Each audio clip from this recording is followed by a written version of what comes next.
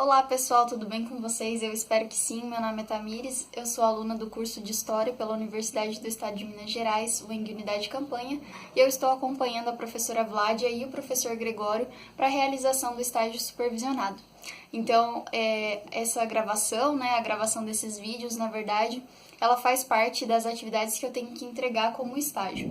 Mas eu espero de alguma forma poder ajudar vocês aí na realização do PET avaliativo número 8, já que esses vídeos, eles foram produzidos e elaborados de acordo com as questões, a temática das questões que são contempladas nesse material, que é o PET.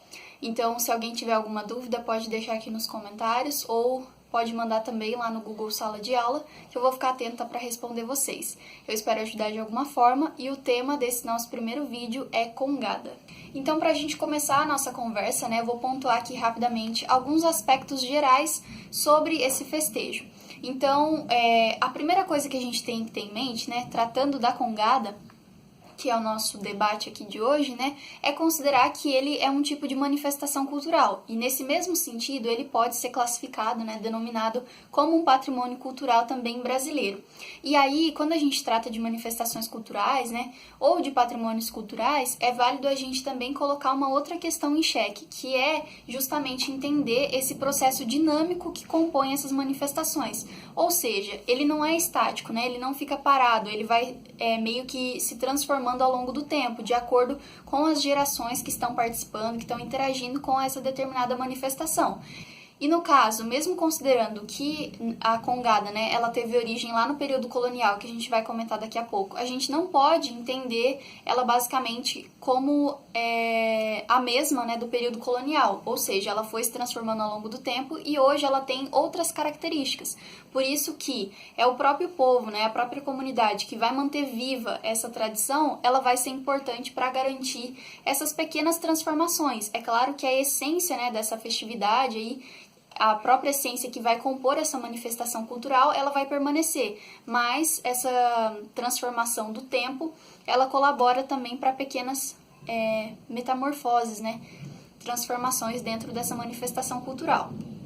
E aí, quando a gente trata de uma manifestação cultural, a gente está dizendo respeito, basicamente, à manutenção da memória e da identidade de um povo, de uma comunidade.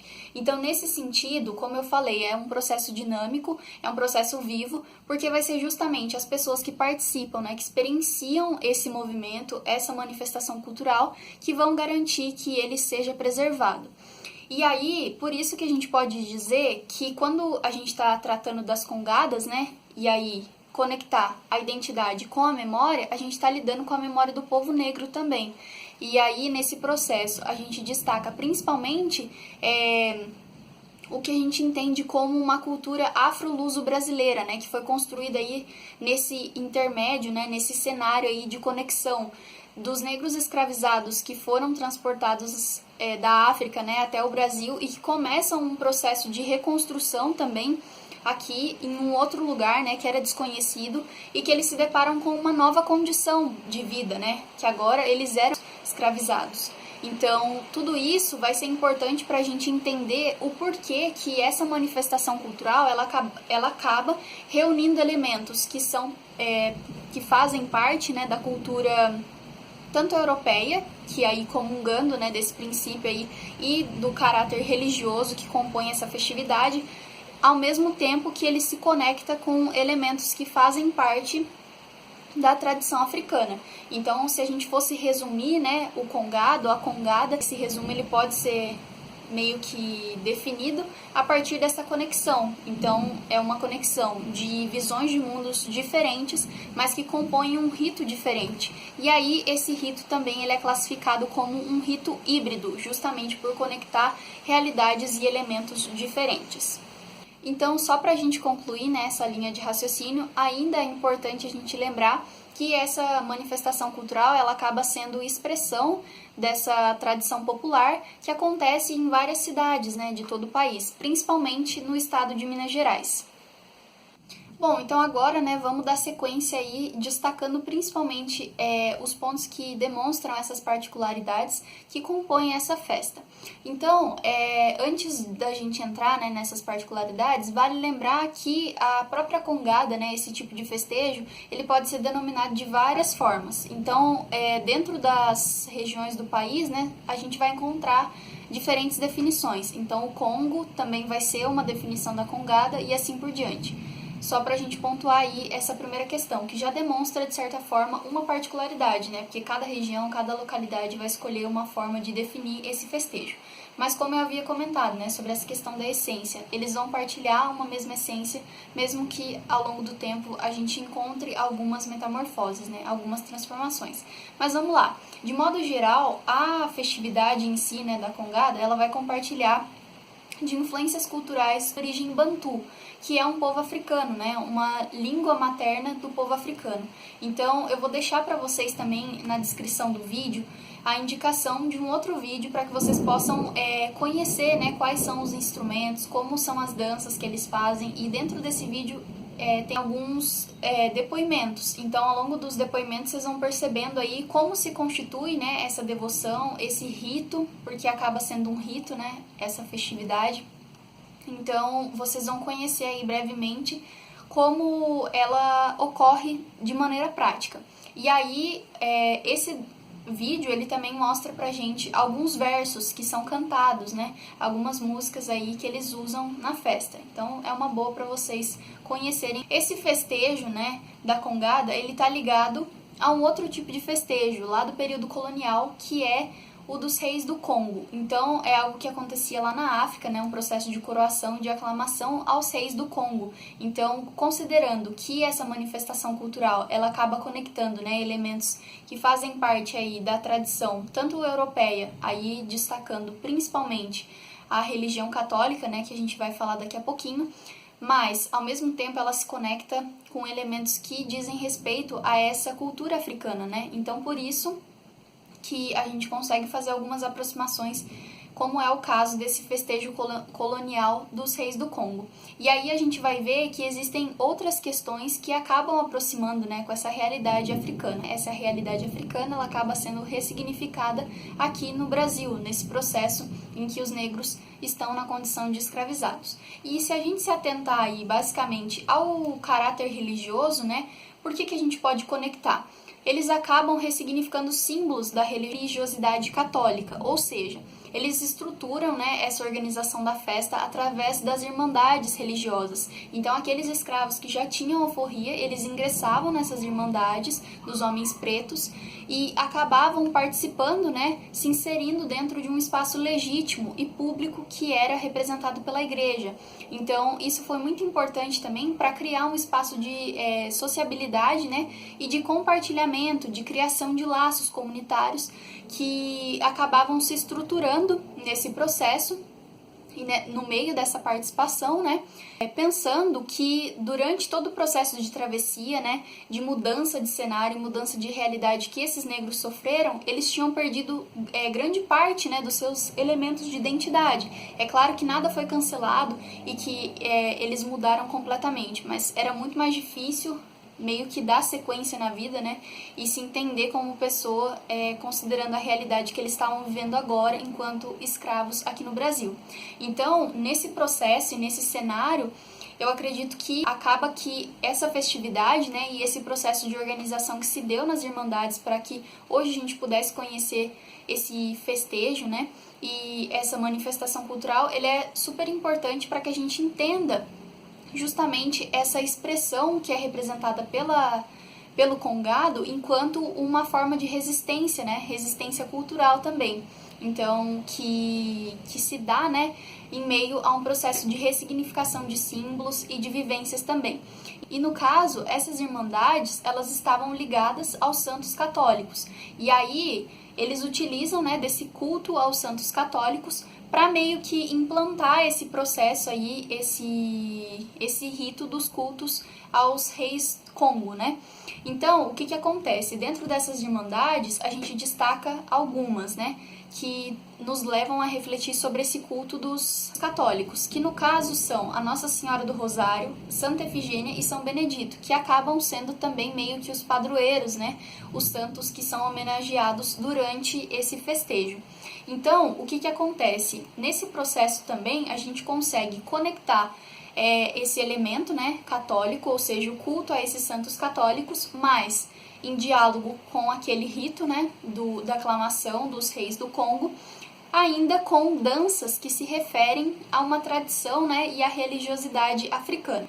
Agora a gente vai entrar nesse universo das festas, né, e vai conhecer aí como ela se dá de fato. Então, a festa ela pode ser dividida entre algumas etapas, né? Então, ela começa com o levantamento dos mastros, depois tem uma espécie de procissão e assim por diante. Mas o que eu quero destacar aqui são justamente elementos que proporcionam, né, essa reflexão e essa conexão sobre os elementos tanto da cultura africana como essa tradição europeia também. E aí, nesse sentido, nós podemos destacar que os membros que compõem, né, a família real aí, ou seja, a corte desse festejo, eles acabam sendo muito parecidos com o mesmo sentido propagado, né, nesse festejo dos reis do Congo.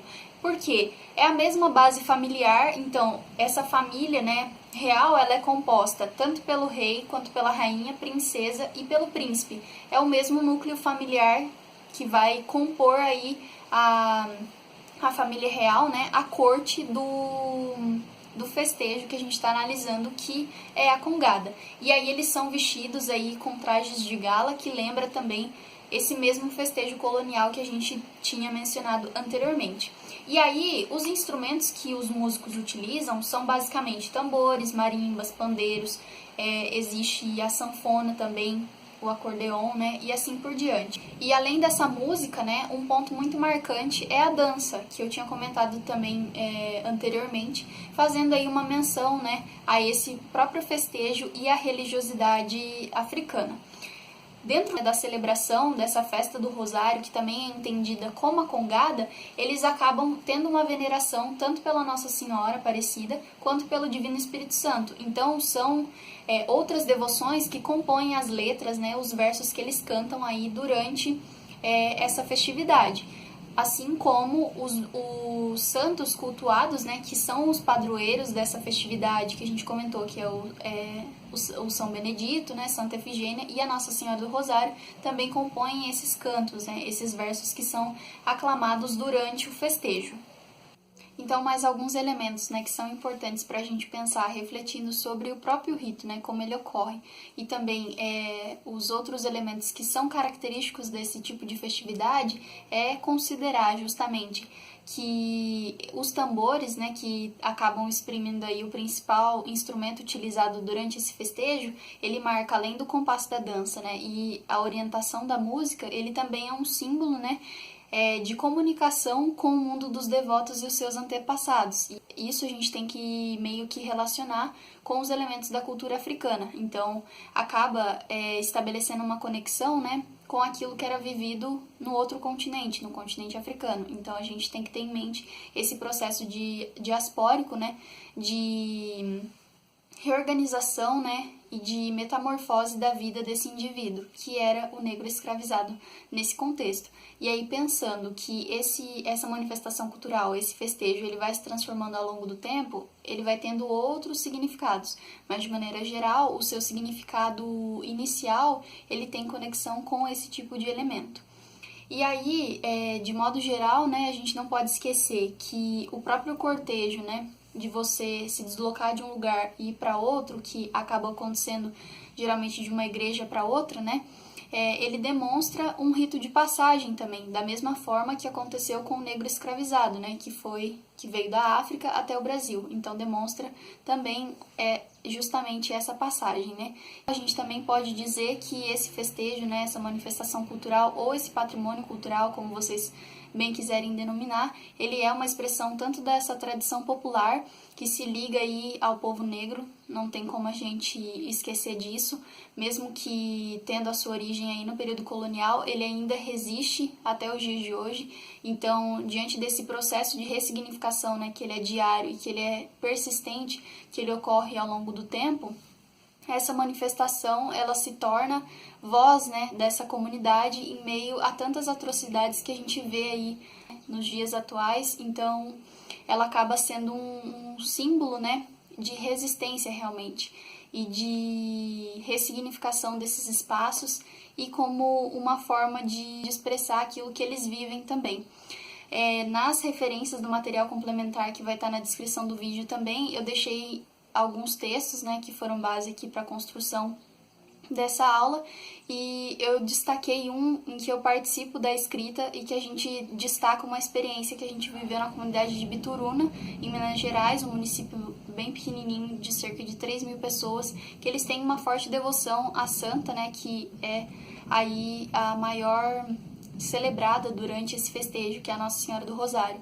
Então, a gente coloca nesse trabalho a questão da devoção, né, que não foi uma coisa muito explorada aqui na aula, porque era algo mais sucinto para vocês e pensado justamente na resolução do exercício. Mas para quem tiver curiosidade em conhecer mais, vale a pena entender como é a experiência, né, de se relacionar e realmente entregar, né, a sua experiência aí e a sua vida diante de um santo e meio que entender que isso vai além dessa devoção.